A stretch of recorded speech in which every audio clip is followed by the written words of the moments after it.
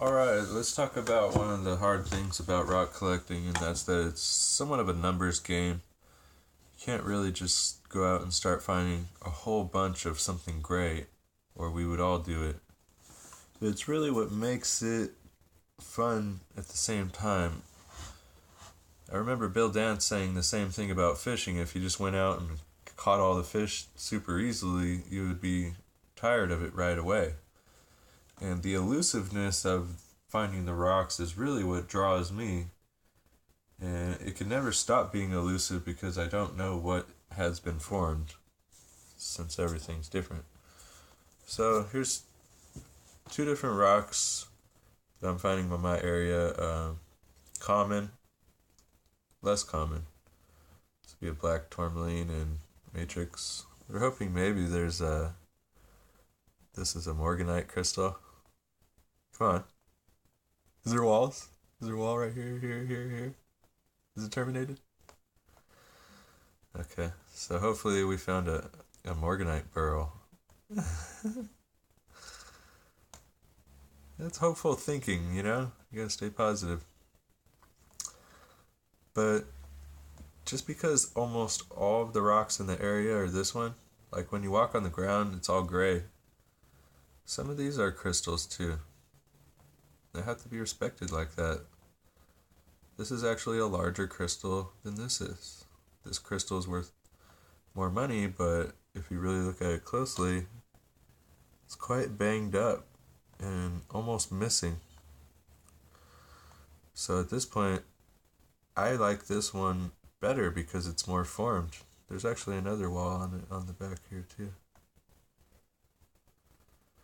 So this one's starting to get more brownie points.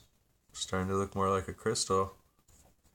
If I got my machine out and I started cutting the edges, I could totally turn it into a crystal shape. That's a whole other can of worms, but what I'm saying is it really helps to not only look for the more expensive stuff in your area, even if you think it is. If this was a morganite, yeah, it'd be worth some money.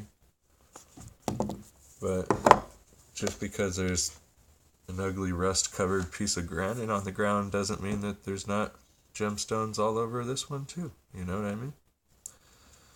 So the numbers game is going to play, and the more you can keep your mind open into the next number coming in, the more you can accept all of the rocks in your area and not just skip over them looking for the purple one like I've been doing lately. Luckily I saw this, and I don't know what it is. It's been in other videos, but it's basically a bone or petrified wood or maybe the edge of a piece of pottery. I'm really hoping to find Indian artifacts eventually in this area. So it's kind of hard to say what I'm even finding here.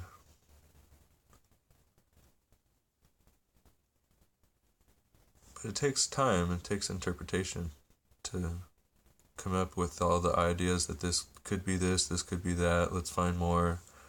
The more pieces I find of this, the more I'm going to know what this is.